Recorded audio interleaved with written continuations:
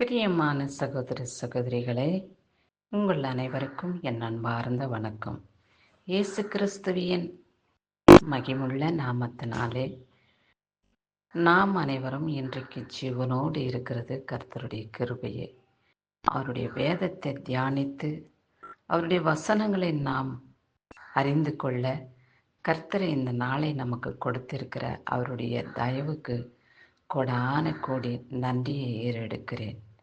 இந்த நாளிலும் கூட கர்த்தர் நம்முடைய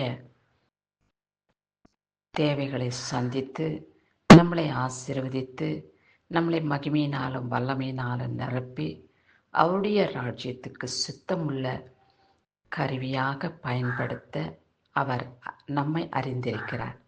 ஆகையாலே நாம் அவருக்கு பிரியமானபடி வாழ்ந்து நம்முடைய இருதயத்தை ஒருமுகப்படுத்தி தேவனுக்கு முன்பாக பணிந்து குனிந்து தேவனை ஸ்தோத்திரித்து பலவிதமான ஆசீர்வாதங்களையும் நன்மைகளையும் பெற்றுக்கொள்ள நாமே தகுதிப்படுத்தி கொள்வோம். அப்பேற்பட்ட பாக்கியத்தை கர்த்தர் நமக்கு கொடுத்திட அவருடைய மகிமையினாலே வல்லமையினாலே நிரப்பப்பட்டு அவருடைய ஆசீர்வாதத்தினாலே நாம் அபிஷேகம் பண்ணப்பட்டவர்களாக நிலைத்திருப்போம். இந்த நாளிலே கர்த்தர் நம்மோடு பேச என்ன வார்த்தை நமக்கு வெளிப்படுத்தியிருக்கிறார் என்று பார்ப்போம்.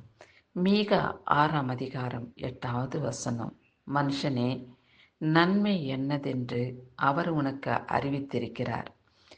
நியாயம் செய்து இரக்கத்தை சிநேகித்து உன் தேவனுக்கு முன்பாக மனத்தாழ்மையாய் நடப்பதே அல்லாமல் வேறே எண்ணத்தை கர்த்தர் உன்னிடத்தில் கேட்கிறார் என்று சொல்லப்பட்டுள்ளது. நம்மை ஒவ்வொருவரையும் பார்த்துதான் கர்த்தர் இயேசு கிறிஸ்து பேசுகிறார். மனுஷனே, நான் உன்னை உருவாக்கின பொழுது இது நன்மை இது தீமை என்று நான் உனக்கு வெளிப்படுத்தியிருக்கிறேன். ஆகையாலே நீ உலகத்திலே வாழும் பொழுது நியாயம் செய்து மனிதர்கள் மீது இரக்கம் வைத்து அவர்களை சிநேகித்து அவர்களோடு அன்பாக பழகு. நான் உன்னை நேசிக்கிறது போல நான் உன்னிடத்திலே அன்பாய் இருக்கிறது போல நீயும் பிறனிடத்திலே அன்பாயிருந்து அவர்களை நேசித்து அவர்கள் மீது அன்பு காட்டி வாழ்ந்திட கர்த்தர் உங்களை தன்னுடைய இருதயத்திலே நிலைத்திருக்கிறார்.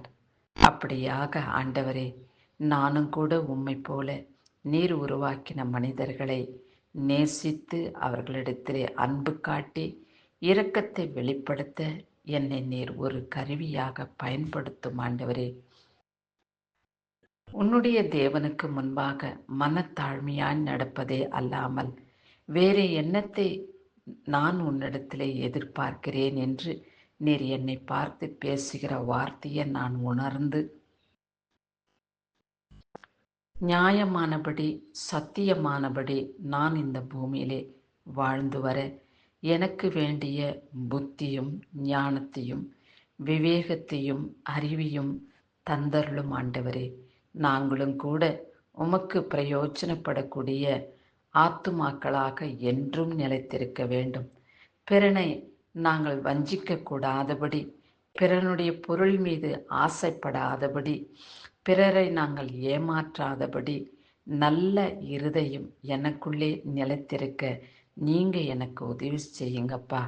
ஒரு பொழுதும் பிறருடைய பொருளை நான் இச்சிக்க கூடாதபடி என் ராஜனே, உம்மை போல நானும் வாழ்ந்திட என்னை நீர் தகுதிப்படுத்தும் ஆண்டவரே என்று நாம் கர்த்தரிடத்திலே வேண்டிக் கொள்ளும் பொழுது நிச்சயமாக அவர் நமக்கு மனமிறங்கி நம்முடைய தேவைகளை பூர்த்தி செய்து நம்மை ஒரு கருவியாக, ஒரு கருவி என்றால் என்ன? ஒரு பாத்திரம் இருக்கிறது. ஒரு பாத்திரம் இருந்தால்தான் அதை நாம் சாப்பாடு செய்ய சமைக்க பயன்படும், குழம்பு வைக்க பயன்படும். இப்படி பலவிதமான செயல்களை செயல்படுத்த ஒரு பாத்திரம் வேண்டும், ஒரு கருவி வேண்டுமல்லவா? அப்படியாக நம்முடைய ஆத்துமாவும் சரீரமும் அவருக்கு உகந்த பாத்திரமாய் விளங்கிட நாம் மனத்தாழ்மையாய் நடப்பதை கர்த்தர் விரும்புகிறார். நம்மிடத்திலே மனத்தாழ்மை இருந்தால் பலவிதமான நல்ல குணங்களும் நம்மளை வந்து சேரும்.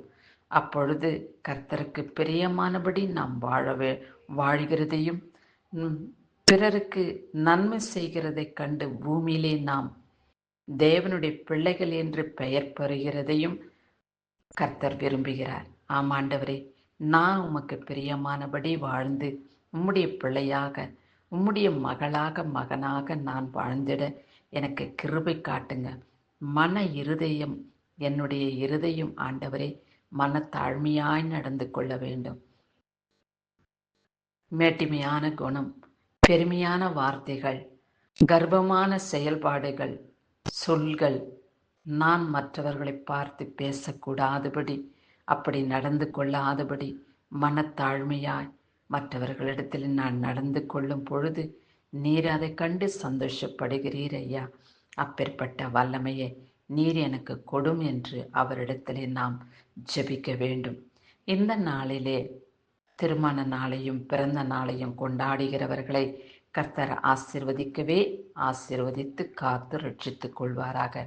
நீண்ட ஆயுள் நாட்களை நீங்கள் பெற்றுக்கொள்ள இந்த வசனத்தின் வார்த்தையை தியானித்து, ஆண்டவரே உமக்கு முன்பாக நான் மனத்தாழ்மையாய் நடந்து கொண்டு பிறரிடத்திலே அன்பு காட்டி என்னைப் போல பிறனை நேசித்து அவனிடத்திலே நான் அன்பு காட்டும்படியான செயல்பாடுகளை என்னுற இருதயத்திலே நீங்க பேசும்படியாக உம்மை நோக்கி வேண்டிக் கொள்கிறேன் என்று நீங்கள் செபிப்பீர்கள் என்றால் அந்தபடியே நீங்கள் வாழ்ந்து காட்டி அவருடைய பிள்ளைகளாக முத்திரையிடப்படுவீர்கள். உங்கள் ஆயுள் நாட்கள் நீடித்த நாட்களாய் பெருகச் செய்ய கர்த்தர் சித்தம் கொண்டிருக்கிறார். உங்கள் கையின் பிரயாசங்களை கூட கர்த்தர் ஆசீர்வதித்து மகிமைப்படுத்துவார். கிறிஸ்துவுக்கே சதா காலங்களிலும் மகிமை உண்டாகட்டும். ஆமேன்.